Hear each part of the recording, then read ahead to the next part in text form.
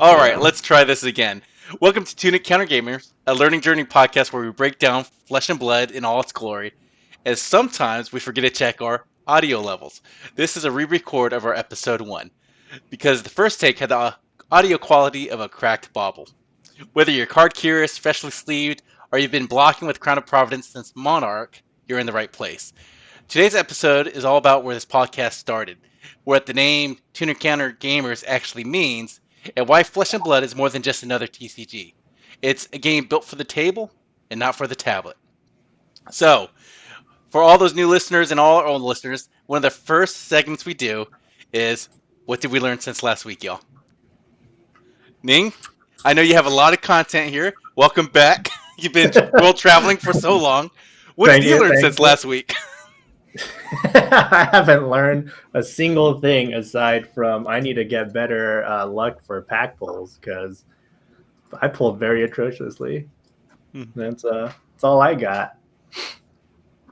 Yeah, I mean, you were traveling around and you finally got your cards for the high C set, and you Yeah. just opened it 2 or 3 weeks after the set release. What was So your. so I was actually in Japan the week during release and or during pre-release, and I was able to get my hands on a Japanese booster box. I opened it. Nothing amazing came out of that one. I had pre-ordered some two cases with my buddy, and that was supposed to arrive. Let's say the Tuesday of the week that I was supposed to get back, and I arrived in Tampa on Friday, and it did not arrive until Monday after I left Tampa. So we had to wait a weekend after that to do it again. Uh, Cracked it open, did a lot of sealed, and that was fun. But yeah, didn't really open anything amazing, and so it's like, alrighty then. I guess we'll So, try again next time.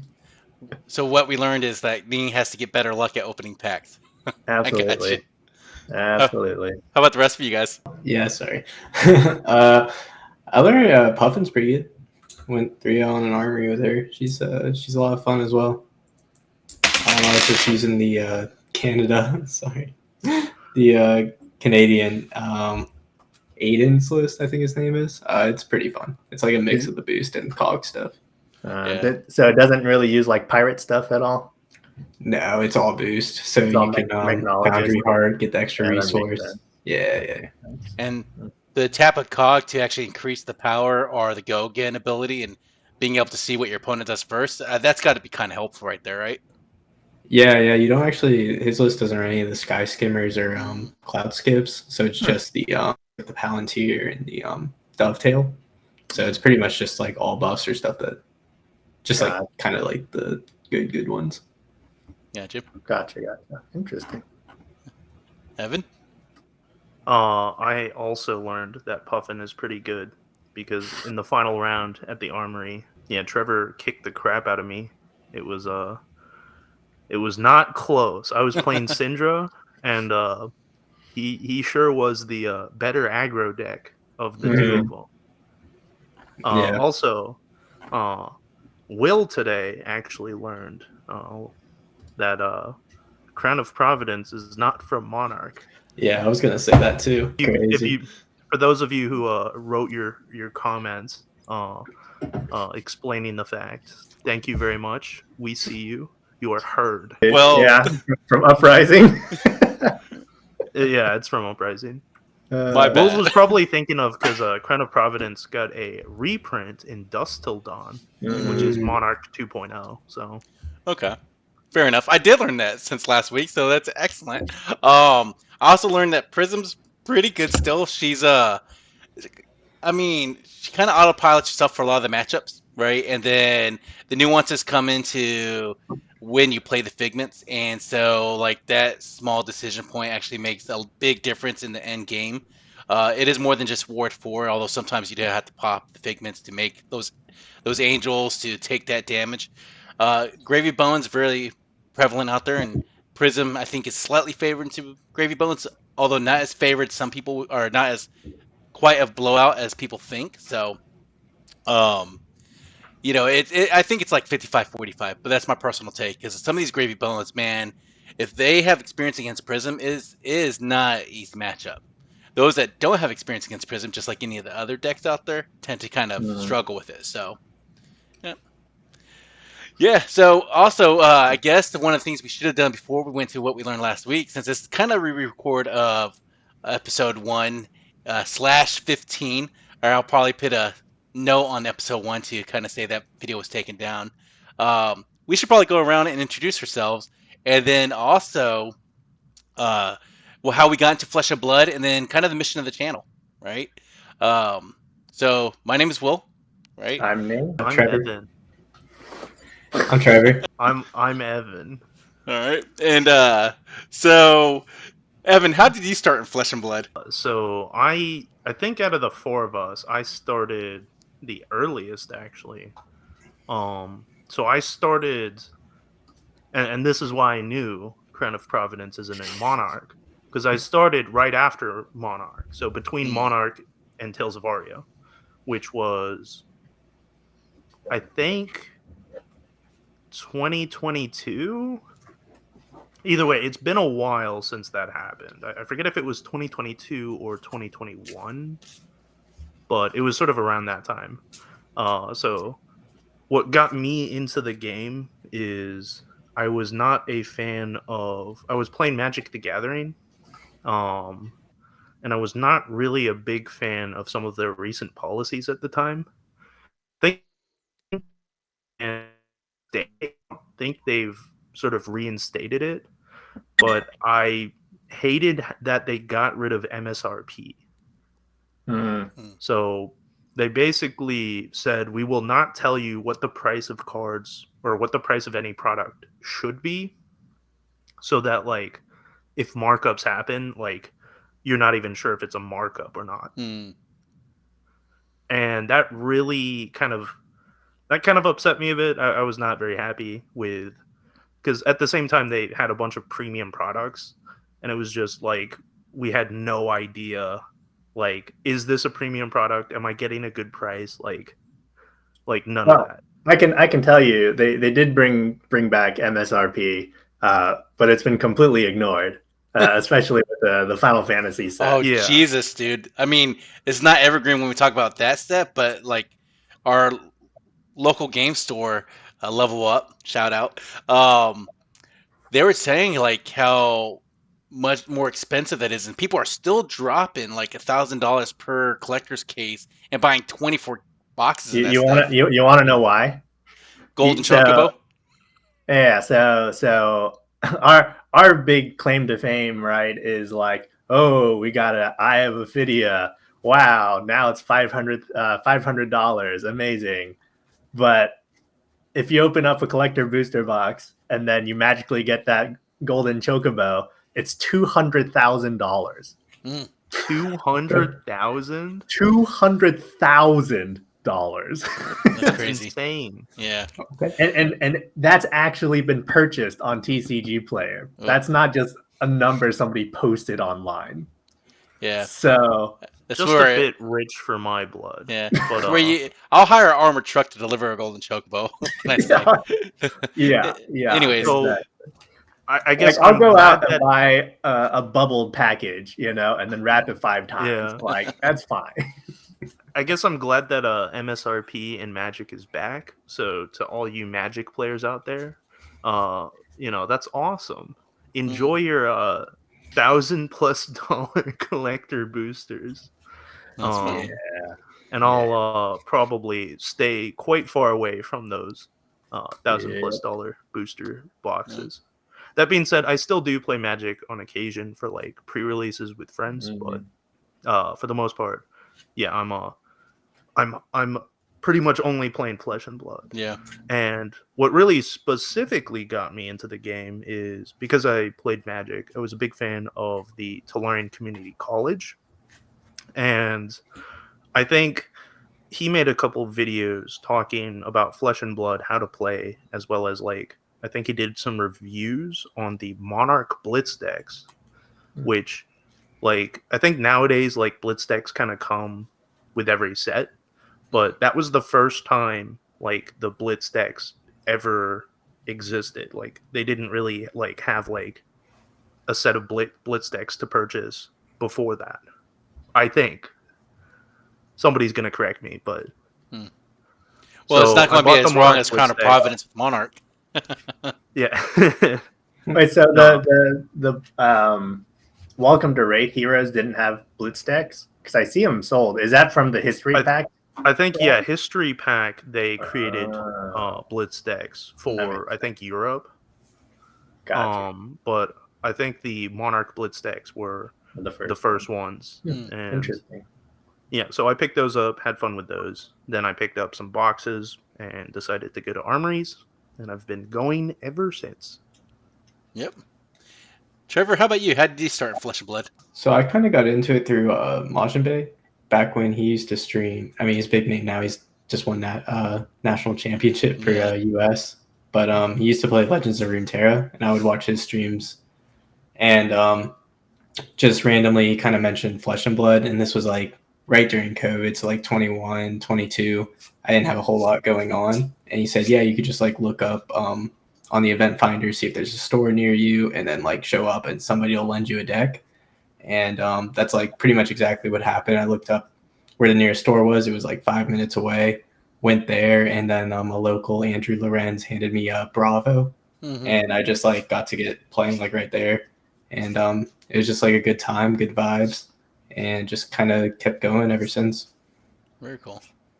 And Ning? The year was 2023. Oh Lord, that was a while ago.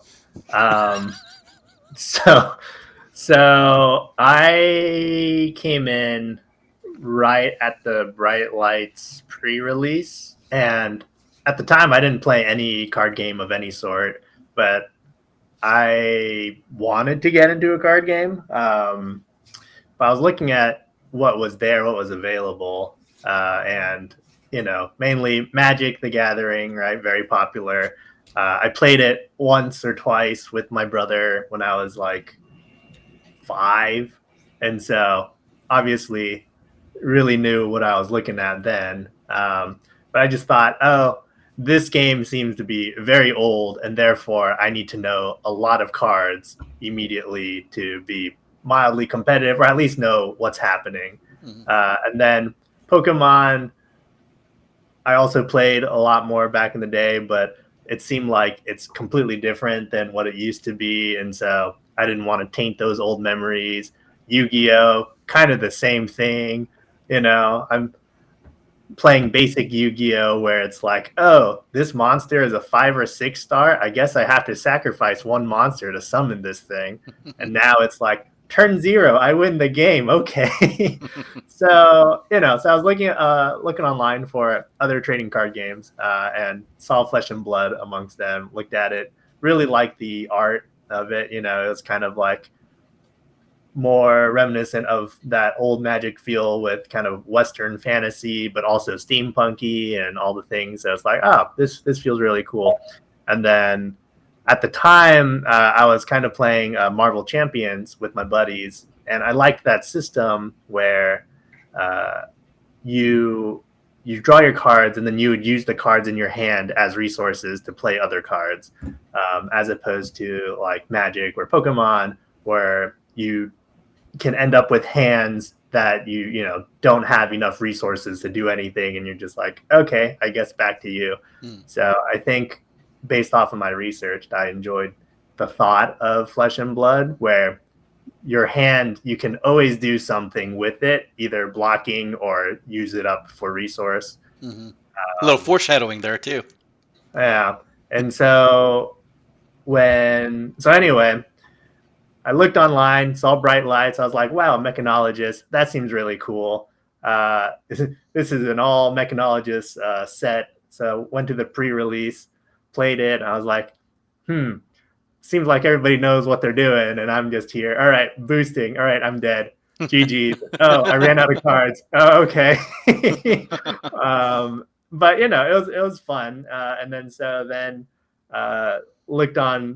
talked more on Discord, and then people were like, yeah, you can borrow a deck if you want, and then play CC. So I was like, all right. So I went after that, or maybe it was before that, And Chris Martin, another local, he also lent me a Bravo deck, and so I played that as my first CC deck. And that was fun enough, and so I've just been going ever since. Well, when I can.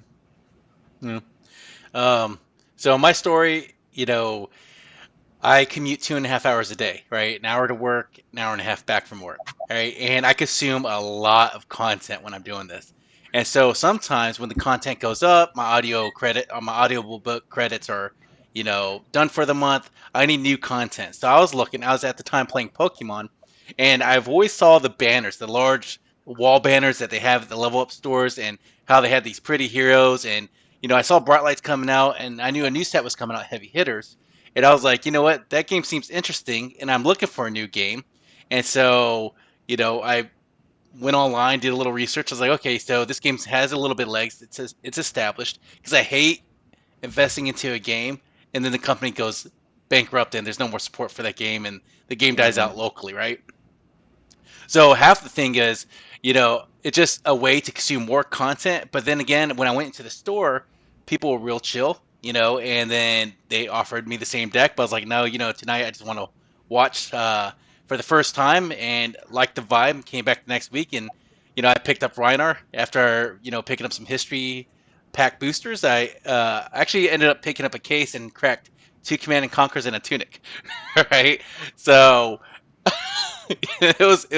That's amazing. I was like, I need that luck. Is what I need.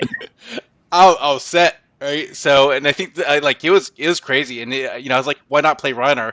Because Reinar is a luck and skill, and you could kind of that intimidate thing I really liked. So, it just called to me, and I got my teeth kicked in for a very long time, and I ended up loving this game so much so that we want to kind of start our own thing to get better at the game, which kind of brings us up to, Evan, I'm not sure if you ever heard the story, but Ning, why did we choose our name?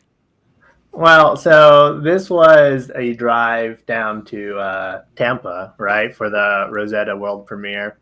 And we were kind of chatting about it. Or no, was it that one? Or was I think it was. We talked about it first in Florida, traveling down to the World Premiere. But when we went to Memphis, we carpooled together again, and we picked. We were talking about like we really should start this podcast because we were listening to other content creators. Yeah, so we're basically the crux is we're bad at this game, right? And we want to get good at this. And full disclosure, me and Ning are bad at this game. Yeah, the people in the car at that moment in time were bad at this game. Yeah. You guys need to give yourself some credit, man. You guys are both great at the game. Now, both of you we started the podcast, beaten the crap out of me before. Yeah, but so that's true. I have one. Nick, you have like my most like brutal loss, the most shameful loss, the most emotional damage ever. And I remember me and Ning were talking. It's like, oh, we got to come up with a couple of names that are kind of catchy. And I was really trying to do the Scrubcast, but the name was taken. They haven't used it in like years. But I was like, okay, they're not releasing the name. Anyways, Ning, go ahead. Yeah. And so the idea was simple, right? We wanted to start a podcast that is leaning more towards like a learning journey podcast where we learn something new, we kind of reflect upon it, we do better.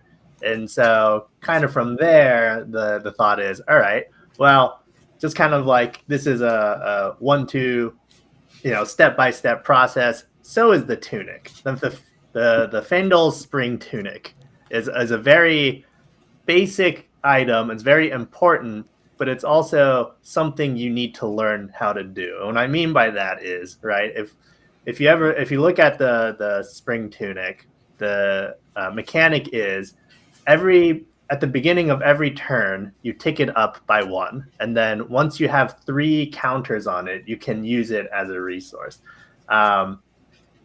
As somebody who is experienced with this Spring Tunic, I still forget to count up at the beginning of my turn sometimes. Yeah, you may pin an energy counter, and so you could totally miss the step. It's a choice, okay?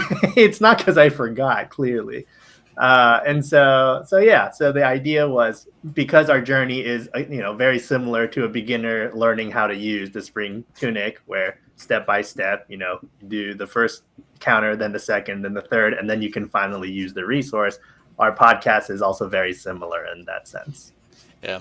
And, I always say rookies tend to forget their counters, but more experienced players have a very methodical approach to this. And, Ning, I swear I'll find that video one day, but there's also a reason why we chose this name. And Ning, what was that story when we were in Battlehardened Atlanta? I was playing the side events because I was relatively new to this game, but you're on a Usuri, and you... Okay, well, to be fair, we basically had the same amount of experience at that time. But yeah, so I entered the Battle Harden as a Zuri, and I was playing with the Tunic and with the Black Tech Whisper Boots. And so I ended up on stream against, what's his name? Nathan Crawford, I believe. So I was playing against his Victor.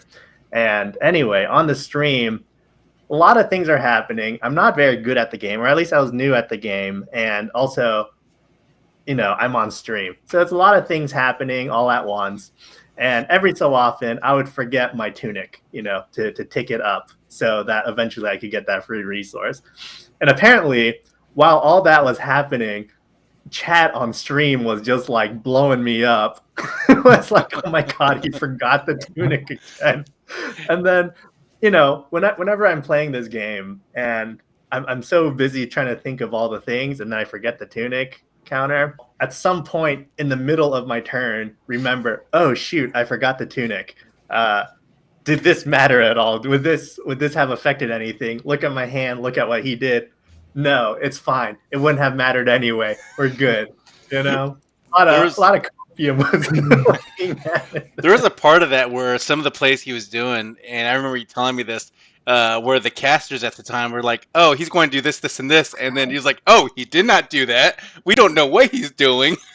Yeah. There was, I think there were, at some point they were like, "All right, I think this and this and this would be the best line." And then I don't do that at all. He's like, oh, okay, maybe not.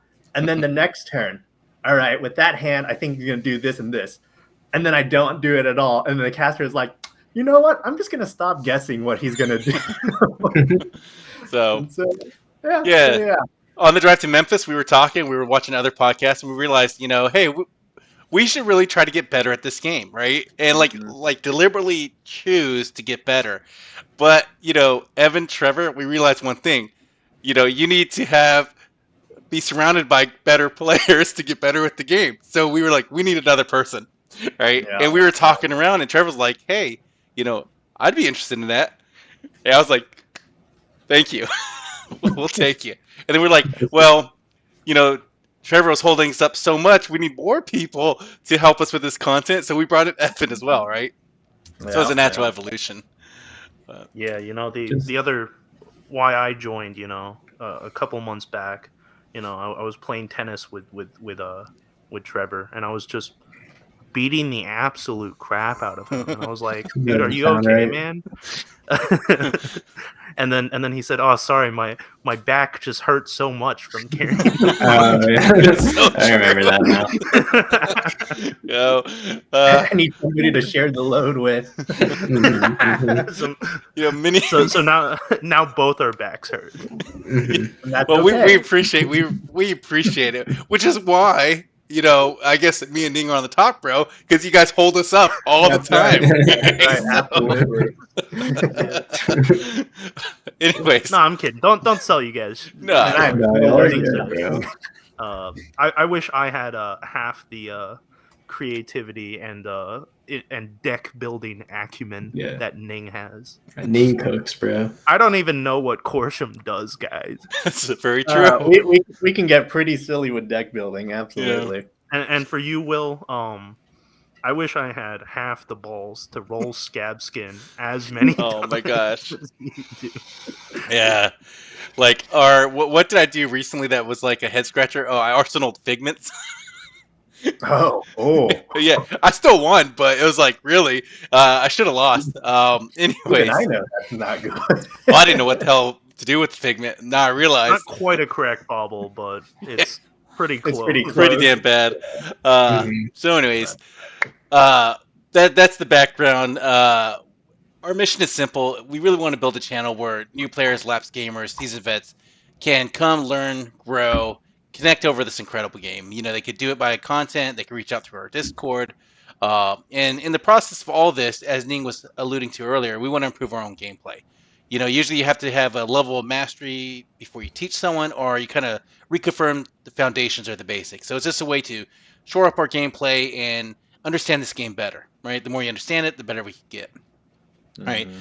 So part of the first episode way back then, but now, is what's some of the reasons why people should play Flesh and Blood, right? Like, okay, the name itself, Flesh and Blood, right? LSS, the company that made it, they really designed this game to be played in real life in the flesh and blood. I think that's the core message of this game, and a lot of it, like everyone says, you can play on Talishar. Check out, our previous episodes, but it always feels better when you play with, you know, Mhm. in real life, brick and mortar, right? But what makes this game so much different than Magic the Gathering, Yu-Gi-Oh, Pokemon? What sets it apart? I feel like one of the main things, right, is the fact that you it's a sen I don't know. To me, Flesh and Blood is very much like a fighting game, right? Like if you imagine like Street Fighter or Tekken, you choose a character, your opponent chooses a character, and then as these characters, you hash it out, and that's fun. Whereas, in these other card games, generally speaking, the idea is you amass an army, so you're not necessarily one hero, one character going back and forth. A lot of it is, all right, I'm building up an army, you're building up an army, and smash face. So it does, it feels, to me anyway, it feels less like a back and forth fighting game. And I know that, a lot of people do say it's similar things.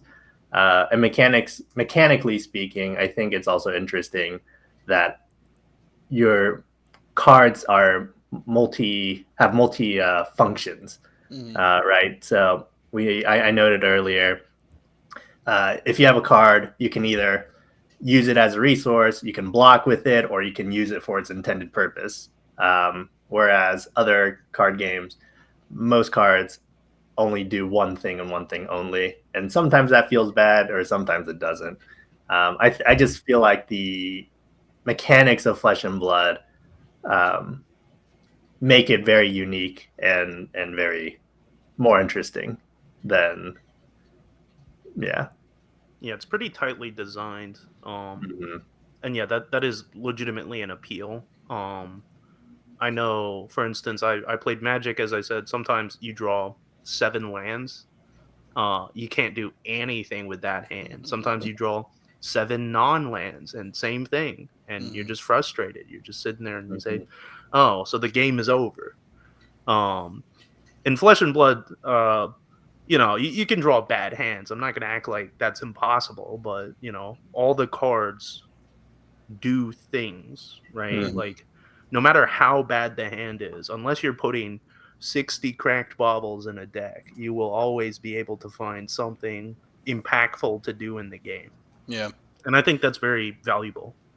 Not to mention, and I think, yeah, Ning, you alluded to sort of fighting game.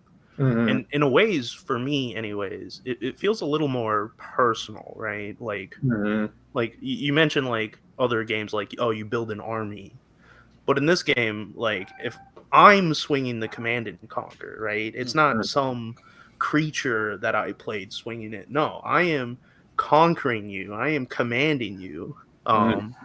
And yeah, that's sort of like, I attack you, you attack me, the situation. Like, yeah, it feels a lot more personal, and in a ways gets back to the theme of, flesh and blood. You're connecting sort of in person with all these other people. Yeah. Mhm. I mean, I do love how the turn cycles are interactive and deliberate. Like even on your opponent's turn, they're not just playing their own deck. I mean, yes, you could argue the wizard kind of thing, but like in general, like for the majority of the game, uh, you are interacting with your opponent, even as they are, you know, throwing attacks at you. You're deciding whether you want to block, and every step, that priority window that opens, that reaction step that opens, you have to be deliberate, and you can really lose the game through small little mistakes that accumulate over the course of the game. And Ing, as you said, every card can be pitched, blocked, or attacked with, generally speaking. Um, and again, you're always attacking and defending, and even when it's not your turn, you still have some options to play the game, which is great.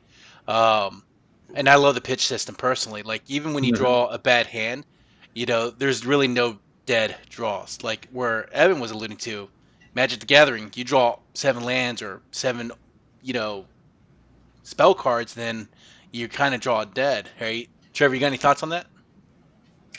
Yeah, I mean, for me, I mean, I love the game, but it's the community. It's like being in the flesh and blood, like all these like in-person events, like that's really like the big draw. Like, I mean, there's never going to be like an online way to qualify for something. Like you have to get out there, you have to play with people.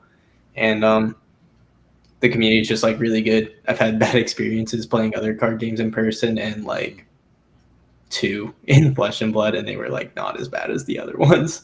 Like everyone is so cool in this game. Like it's just like such a good like welcoming community.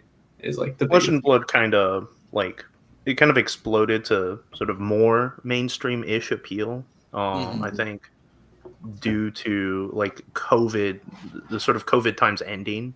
Like that's when Trevor and I sort of got in. Is we sit indoors for years on end and say, oh, I want to go meet people, I want to hang out, but also play a fun card game. And Flesh and Blood, just their sort of theme, like it was just sort of the perfect theme to have for a card game right after COVID ended. And the game itself is also quite well designed and well maintained to this day. So the game is doing very, very well. I think today more compared to before. Yeah, like it's more popular than ever before. The game is growing like crazy. I will say this too, community-wise, I've been to a decent amount of events and then also locals. I've heard a lot of horror stories about Magic Gathering players or Yu-Gi-Oh players and hygiene, and haven't encountered a bad experience yet. So people take showers or wear deodorant. That's cool. Flesh and Blood players smell the best for sure. That's right. So you smell pretty good, fellas. We don't go behind other people and going like nothing like that. I'm just saying, generally speaking, it is a very much a rose-scented store. He had to dip out. He was like, I'm gone. I'm ghosting. Come back, Trevor. Trevor was just so upset. You were like, "Oh, we don't smell people," and he was like, "I Trevor's do." Like, I feel called out. Y'all hear me? Am I back? Yeah, we can hear you back. Okay. So going back toward the Flesh and Blood as far as the gameplay goes, Evan, that's another thing that you mentioned, like your hero-centric gameplay, where you are your hero. Yeah, the powers and stuff is represented by your hero character, but your deck is built around that specific hero. So classes, talent types, anything like that. You do have an identity in Flesh and Blood, where I feel like Magic Gathering, you're just esoteric planeswalker, Yu-Gi-Oh, you're a duelist, but there's not really anything built around a persistent character. No, I would say this too. As far as it being hero-centric, and we haven't gotten to this yet, but with Flesh and Blood, all your heroes have a certain class or a certain talent, right? I would say every single hero, even within the same class, feel very different from one another, right? Their passive or their active hero abilities feel very different from their colleagues, we'll say, right? So Dorinthia feels very different from Olympia, even though they're both base warrior. right? Couldn't you say So, Fang? Can you say? I'm waiting for Olympia no, Safari. because I wanted I to got compare it. apples to apples. All Yeah, I right, you got you. I can't got you. compare Dorinthia to Fang Yeah, because one's a draconic. yeah, you're right. You're right. But The talent. yeah, but and then you sprinkle in these talents, and it feels very, very fun too. So I do feel, going back to this hero identity and being very personal. I feel like Flesh and Blood does a very good job with that, where everybody is unique. Mm. Yeah, it's kind of insane how well they go about it. Because Mhm. I guess, for example, like we just got a new set with a whole new class, Mhm. and we currently have, I think, 11 main classes in the game, and every single one is so unique.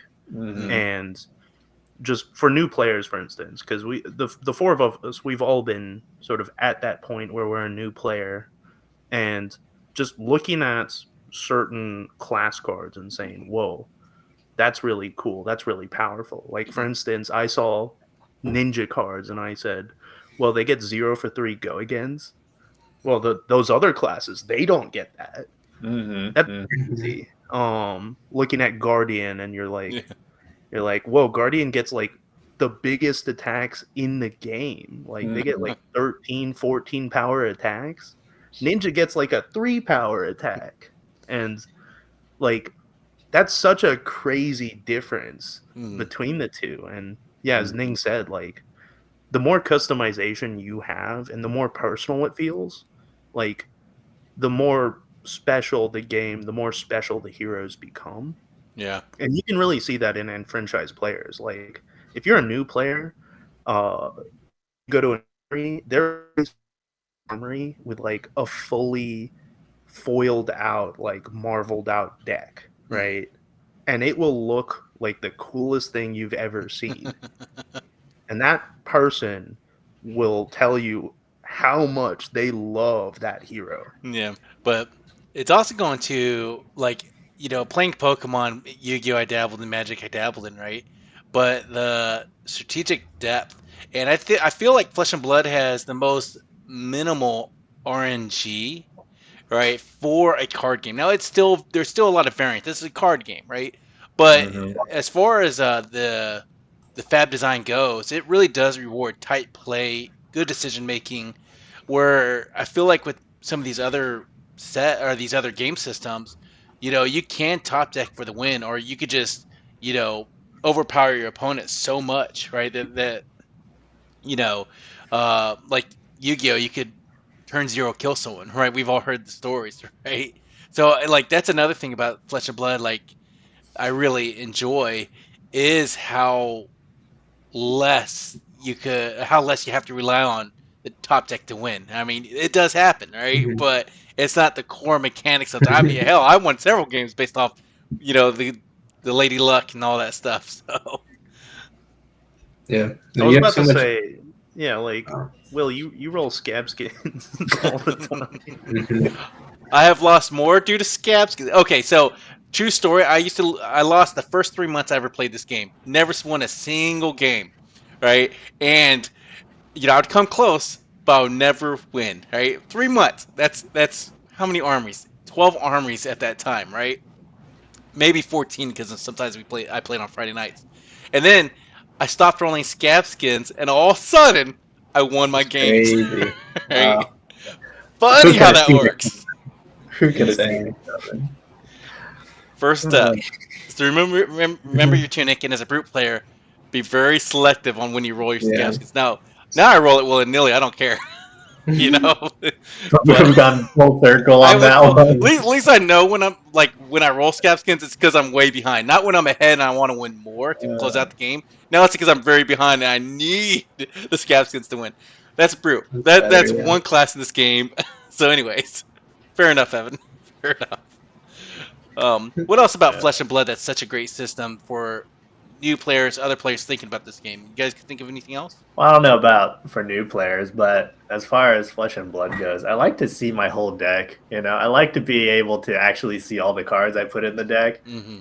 as opposed to, we'll say, Magic or something where you have 60 cards in your deck, you draw 7 at the very beginning, maybe 10 turns will pass and then the game is over. So you've seen a total of, maybe we'll round up to 20 to 30 cards before the game is over. Whereas I would say for Flesh and Blood, it's not unusual to see the rest of your deck. And so that kind of, going back to the whole RNG thing, kind of alleviates that, where it is based off of deck design and, also decision making of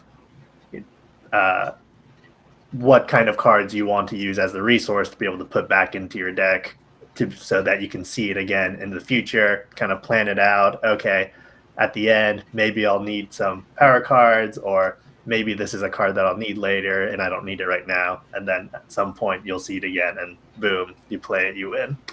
So I think that's a very interesting aspect of the game that other card games generally don't see. Yeah. And to that point, though, in tournaments, it's pretty much best of one in Classic Constructed, right? Where Magic's best 2 out of 3, and you sideboard in between the games, if I remember right. But also, the way sideboarding is done in Flesh and Blood, I like it a lot, because you present your deck with the hero face up, right? And then you make the decisions on what's going in your deck. So you really are playing with 80 cards in your deck plus your hero. And then when you sit down across your opponent, you're choosing out those 80 cards, a minimum of 60 up to 80. You can play the full stack if you want. And then you actually fight before your matchup, right? And I like that too. It feels like you got a lot more thought into each matchup instead of sitting down with your deck and like, oh, I have to play the first game, then make the changes. But that sideboard mechanic is so unique, and the best of one is always good too. Yeah, and I think the best of one, like, it sounds like it wouldn't work in Flesh and Blood, but it's actually kind of fine. And it's because you do have like a lot of agency over your game, right?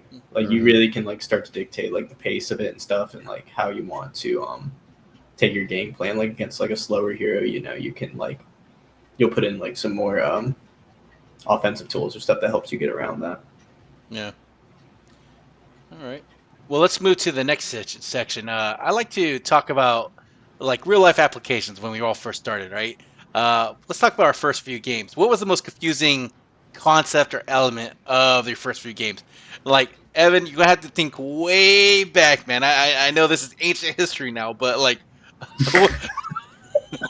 Golly, I'm not battle, Will. no, I'm just in the terms of when you started this game. He was way back then. It was like you were there way at the back then. beginning of this game, and welcome to Wraith. You were in the alpha pod. Like, Oh yeah, totally, dude. Back in my day, we played Blitz all day long. Whatever happened to that? Now all we do is play CC. Or Blue Sky. What's the new one? Not Blue Sky. Yeah, Project Blue. Project Blue. Yeah, That's Project it. Yeah.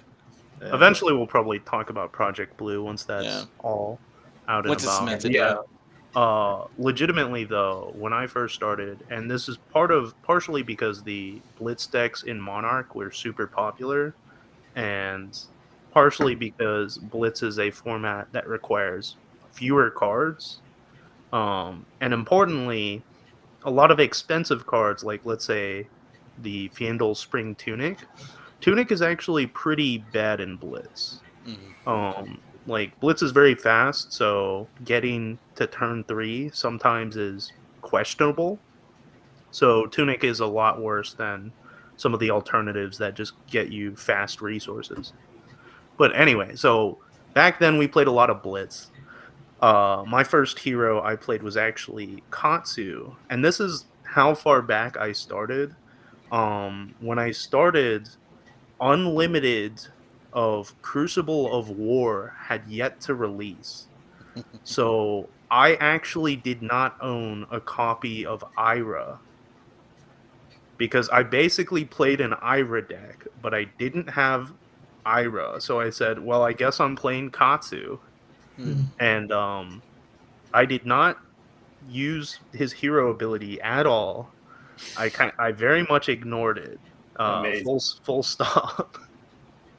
But yeah, Blitz was a lot of fun. I think big things that I learned when I first started were sort of when to block and when not to block. Because sometimes you get so like like funneled into what offensive line you want to do, right? That you take way more damage than you should, right?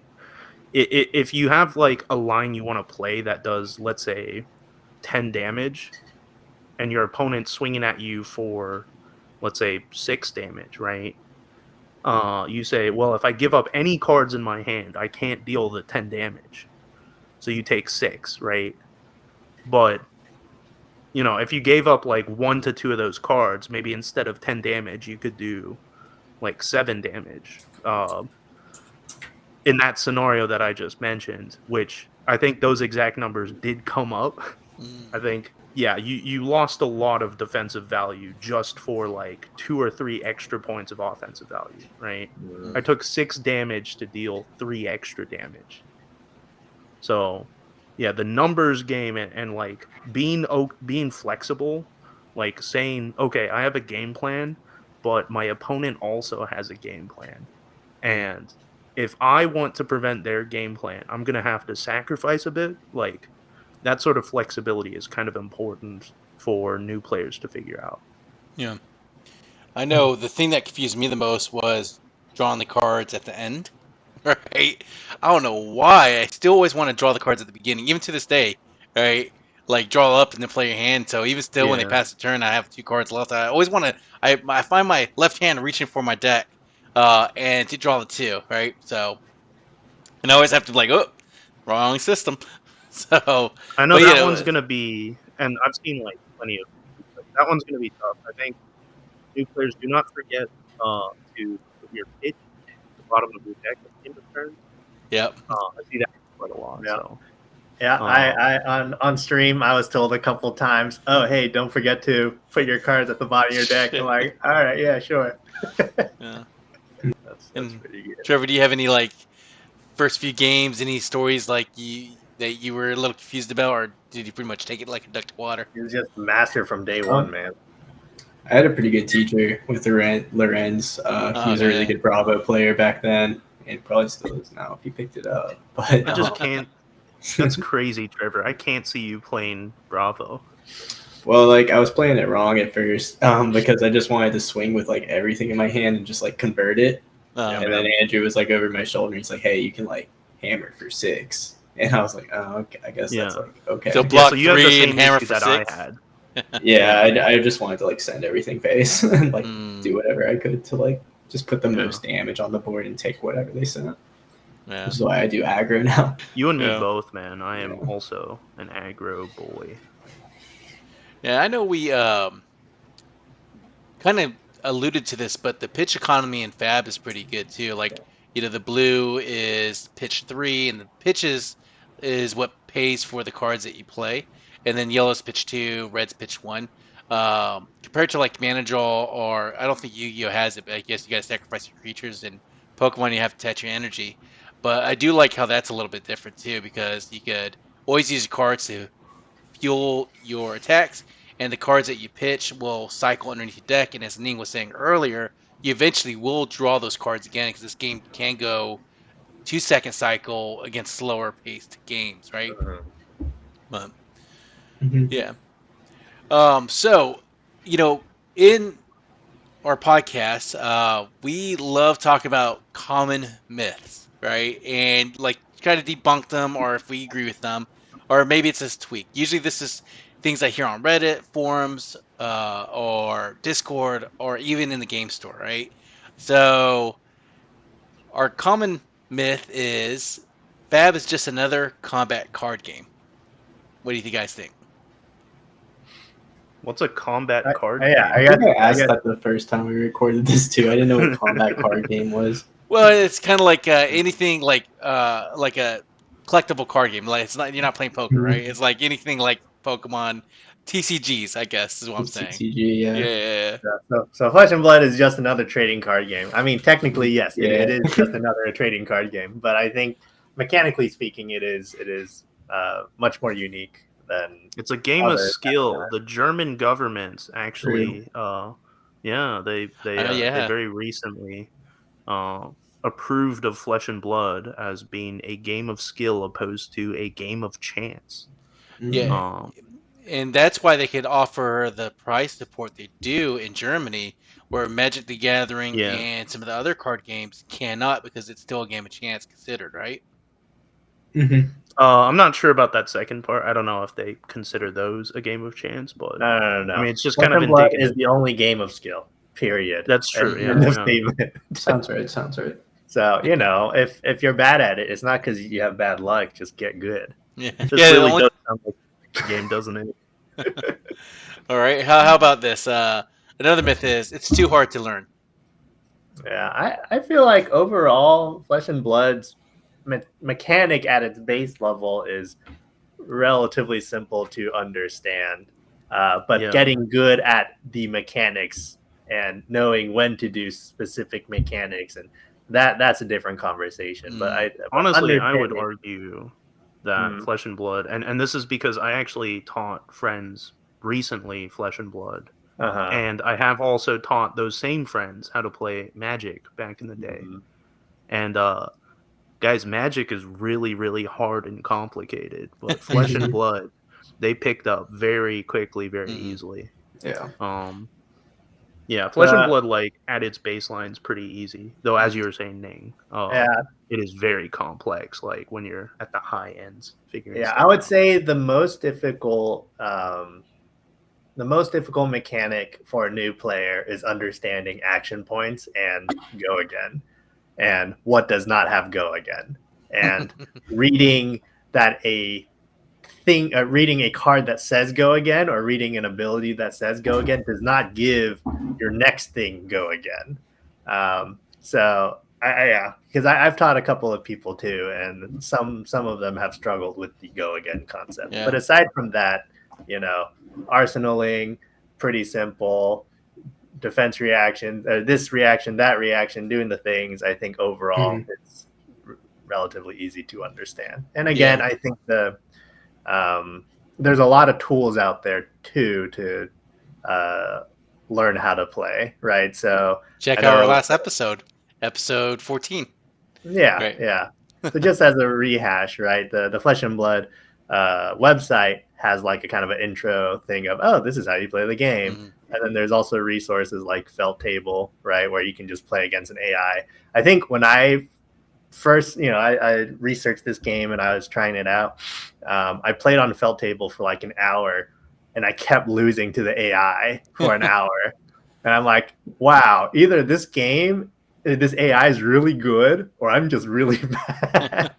And so now, I think after I played the game for maybe like a month or two, I played against that AI again, and I'm like, apparently I was just really bad at the game back then, which makes sense, right? Because I was new at it. But there's a lot of resources out there.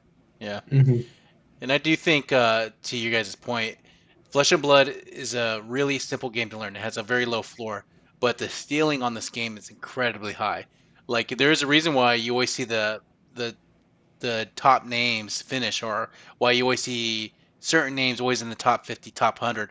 Cough, cough, Evan, Andrew Lawrence, right? Andrew Cook, right? Like I'm currently my rank went down. I'm 53rd, unfortunately. Oh, kick him off the podcast. I'm just. No, that's why he's on the podcast. Yeah. We're ranked what, 2000? I don't freaking know. Well, so I don't know if you guys know. They messed up the rankings at first after nationals for the calling, because I did quite well at the calling. So I think at one point Andrew Lorenz was like 10th and I was 15th. Oh dang. In America, and I was like, wow, I'm really good. And then they fixed it, and then my rank went down by a lot, and I said, oh, okay. That's funny. It's like when Will started to get his mojo back, and he was eating up everybody's elo because his was low. Will, you did at one of the Road to Nationals. You beat me twice, so I lost a lot of elo to you specific. I would be in the top 50 right now if not for Will beating me twice at Road to Nationals. I always say the sun shines on a monkey's ass every now and then, right? So like every now and then, I'll get it. Apparently, like golly, twice in the same two ass cheeks in the same tournament. So Clapped. Anyways, yeah. So that's pretty much in this section. Trevor, do you have any final thoughts on it's too hard to learn or anything like that? No, not really. I think like you learn very naturally in Flesh and Blood. Like you'll arsenal a card, and then you'll learn like 2 turns later that it was like a bad arsenal because it was like No, some no, blue no, card no. that you never want to play. You Oh, yeah. arsenal a mechanologist block card, and then you're like, oh, I'm gonna block with this now, Mhm. and then your opponent says, no, you can't do that. It's like, oh, okay, Mhm. I guess that's stuck in my arsenal forever now. Yeah. Or So it's like when you'll you. learn. Sorry, go ahead. I know you'll learn a few hard lessons like that, but like after you learn it, then like you just Mhm. adjust for the future and you'll be alright. Yeah. I did learn that when you get the ponder token off and then you break it and you end up getting a lot of soul, you do not arsenal this card. You did not, did you? I did not. You arsenaled Light of Soul? No, I'm just saying as a Okay. new player playing Prism, Okay, but okay. I almost Ooh. did. I was like, oh. Ooh. I'm just saying. Thankfully, No. That's when you start baiting out the CNC, right? Yeah. You're like, all right, you're gonna play your Command and Conquer now. I'll let you hit it, as a favor to you. What's really funny is like we talk about that, but I have legitimately arsenaled block cards, and I think I've legitimately arsenaled like a cracked bobble. Mm. There are times where it is correct. Well, yeah, So, I think God, that's what Ning was saying a long time ago when he was playing a bad matchup with his who's the Tiger dude, Zen versus Zen. Datador or Dash, I can't remember, but yeah, you said you should have arsenaled something, you didn't just eat Oh, out your hand. the data doll in the most recent skirmish. Yeah. Yeah. I should have arsenaled the chi because they played the null zone. And they said chi. So and then they did that for like 3 or 4 turns in a row just because of how it worked. And so I should have just arsenaled the chi, so at least I would get one more card to be able to block with. But alas, here we are. Yeah. Yeah, these are some of the we talk about low skill floor but like high skill ceiling. Yeah. This is one of those. At that low point, you're kind of like, oh yeah, block cards. Oh yeah, cards you literally cannot play. Don't arsenal those. But legitimately, there are times you might want to. That's true. To sort of go back to a card we were talking about earlier, I arsenaled a block card because I had nothing to do with it. And then the next turn, I blocked with my Crown of Providence to get rid of it. Amazing. Yeah. Huh. Yeah, but that's because you had a way to get it out of there. That's true. Yeah. Sometimes a good arsenal card would be this target. I agree. Yep. That is we a made good it so arsenal. long without lubricate, bro. I was wondering. We're drying up out here. Well, I what can I say? We had to lubricate it up. So I'm glad that for some people this is going to be their first podcast watching us. True. Action tips is get your reps in at Armory, right? We mentioned that in the last episode. I know this is currently our episode 1, but get the experience in. Don't worry about not showing up, or don't worry about not having a deck. Usually, if you show up to the Armory, someone will have a deck to spot you. If you get on their local channels to communicate with them, like Discord, usually you can connect, say, hey, I'm curious in this game, and there's always going to be a local or two that will hook you up, just to kind of help you out. Sometimes, and people don't like their bulk, so if you're lacking bulk and you show up and they're cracking packs, sometimes they just throw that stuff out, and it's anyone who wants it will grab the commons and the rares, so even still, it's worth it to show up, especially now with the introduction of gem packs. When we first started this podcast, they didn't have that. But now, as a new player, you pay for your armor, you get the gem pack. That's so much trade value in there. You actually really just work with one deck, trade up, get the cards you need, especially if you're cracking the cards you don't need and someone else wants. Cold full boom grenades, cold full weapons. It's got incredibly good trade value. So, yeah, currently there is a good route for a new player to get a competitive deck, right?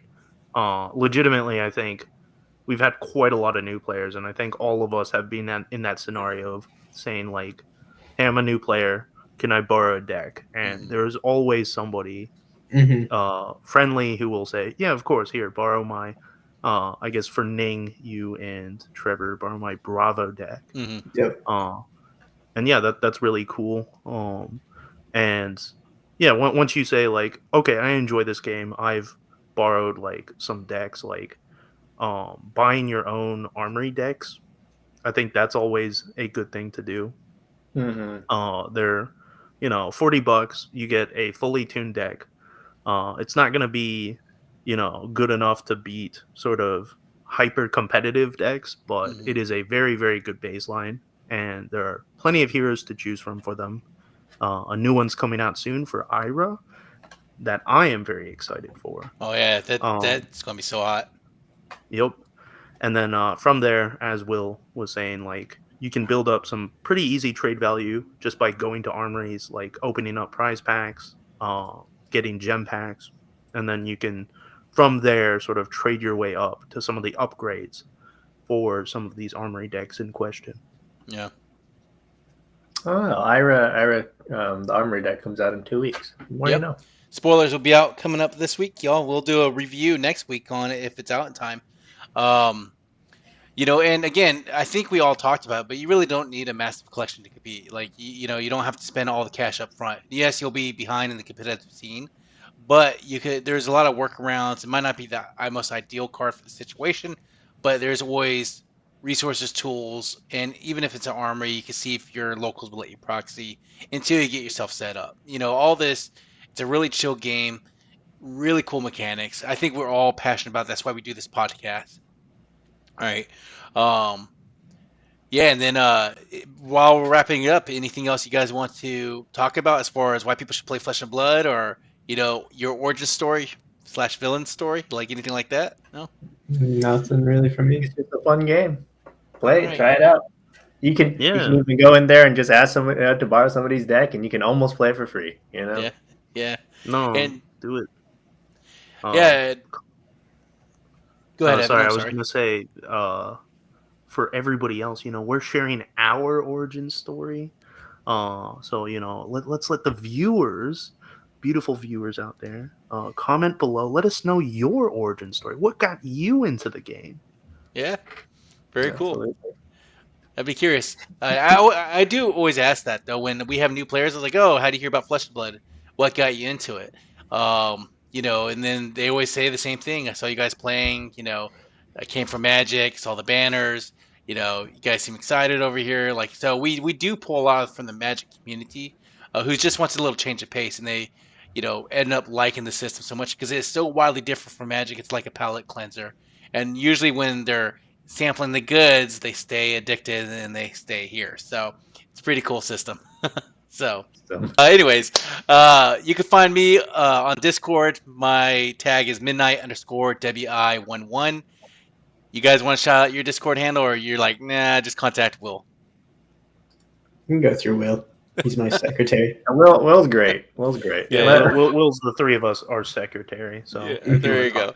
More like sexy-trary. Anyways,